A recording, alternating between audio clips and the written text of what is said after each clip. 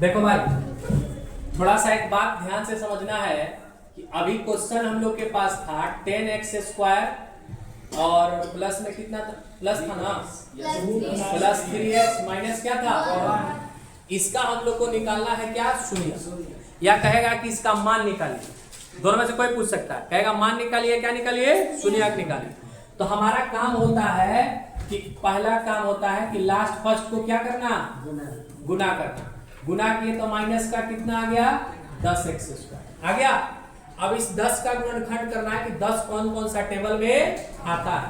तो देखो भाई, 10 कौन सा टेबल में आता है, 2 into 5 करेंगे और क्या करेंगे भाई, 10 into, अब कोई कहेगा 5 into 2 नहीं कर सकते हैं, तो भाई बात दोनों बराबर, 2 into 5 या 5 into 2।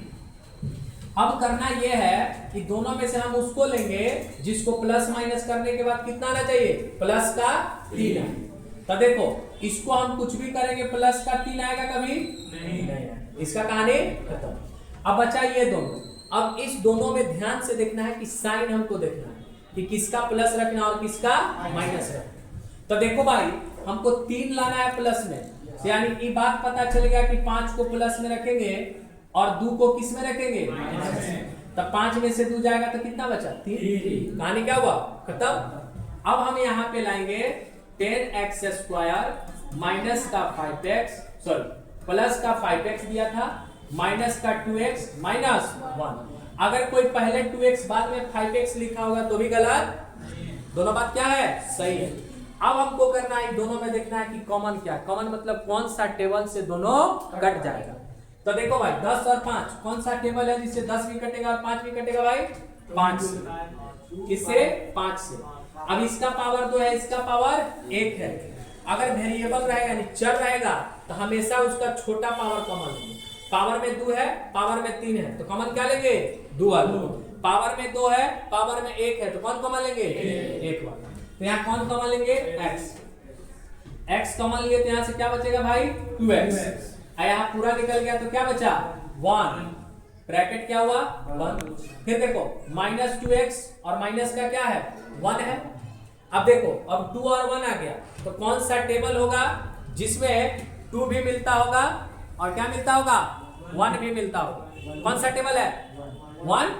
तो 1 यहां से लेंगे और 1 में भी क्या लेना होगा, और दिख रहा है दोनों में क्या, माइनस में, तो माइनस 1 क्या ले लिए, कॉमन ले लिए।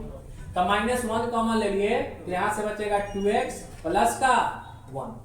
क्लियर है भाई, बताए थे दोनों क्या होना चाहिए, सेम। दोनों सेम आ गया, तो सेम आ गया तो एक बार ये कॉमन हो जाएगा, 2x प्लस क्या चीज, 1। तो क्या बचेगा यहाँ से, 5x माइनस 1।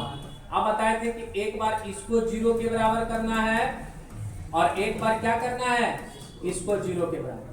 तो इसका मतलब आ जाएगा -1, यहां से x का मान आ गया -1/2 और इसका आ जाएगा कितना, 5x बराबर प्लस x का मान 1/5। इसको पढ़ते हैं अल्फा, क्या पढ़ते हैं भाई, अल्फा, और इसको क्या पढ़ते हैं भाई, बीटा। अब एक संबंध होता है, क्या होता है, संबंध। इसको हम लोग बोलते हैं शून्य को, क्या बोलते हैं, इंग्लिश में बोलते हैं जीरोज। क्या पढ़ते हैं, जीरोज।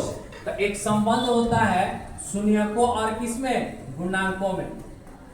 शून्य को और गुणांकों में संबंध, शून्य को और गुणांकों में संबंध। अब क्या संबंध होता है, थोड़ा इसको हम लोग क्या करते हैं, देखते हैं। इंग्लिश में इसको बोला जाता है रिलेशन,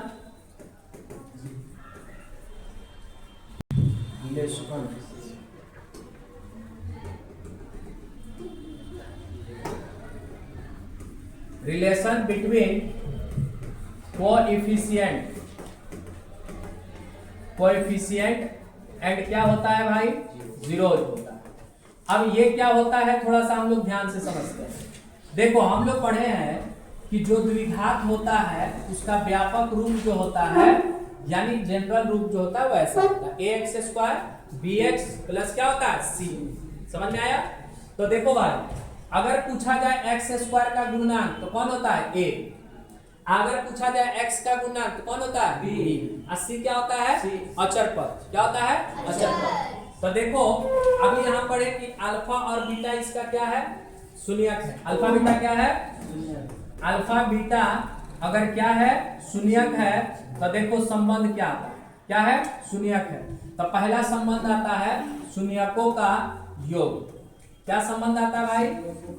शून्यकों का योग, जिसको हिंदी में बोला जाता है सम ऑफ जीरोज। क्या बोला जाता है भाई? सम ऑफ जीरोज। और इस सम ऑफ जीरोज को हम लोग लिखते हैं अल्फा प्लस क्या चीज? बीटा। यानी अल्फा प्लस बीटा ये होता है माइनस बी बाई ए। क्या होता है? माइनस बी बाई ए। अभी बी क्या होता है? इसको और भी लिख सकते हैं माइनस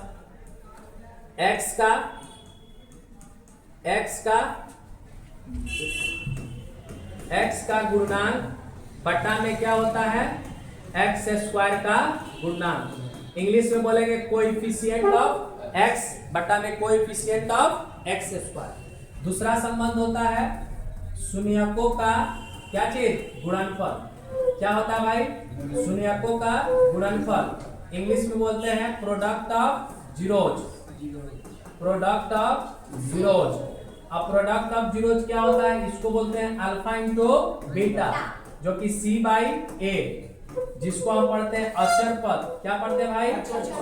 बटा क्या पढ़ते हैं? एक्स स्क्वायर का गुणनांक। इंग्लिश में बोलेंगे ऊपर वाले को कांस्टेंट और नीचे वाले को वेरिएबल। कोएफिशिएंट ऑफ किसका? एक्स स्क्वायर का। यह इसमें क्या होता है? संबंध होता है। अब इस क्वेश्चन से हम स्थापित करके देख लेते हैं कि संबंध सही है कि गलत है। क्लियर? अब इसी क्वेश्चन से हम काम नहीं निकालना है। अब इस क्वेश्चन में देखो, पहला हम निकालना चाहते हैं शून्यकों का क्या चीज? लिख लेंगे कि संबंध हम निकालना चाहते हैं। अगर सही आता है तो सही है, गलत आता है तो गलत है। तो पहले हम देख लेंगे इसमें ए बी का वैल्यू क्या होगा। इसमें किसको देखना है? ए बी का। तो ध्यान से देखेंगे तो ए का मान कितना आएगा भाई? 10। बी का मान कितना आएगा भाई? 3 आएगा। और सी का मान -1। अब देखो यहाँ से अल्फा का निकला हुआ और बीटा का निकला हुआ।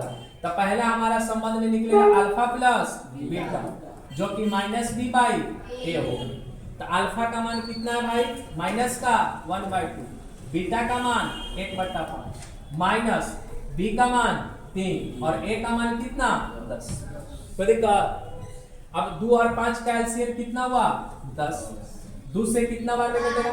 5 बार। -5 इससे कितना बार में कटेगा?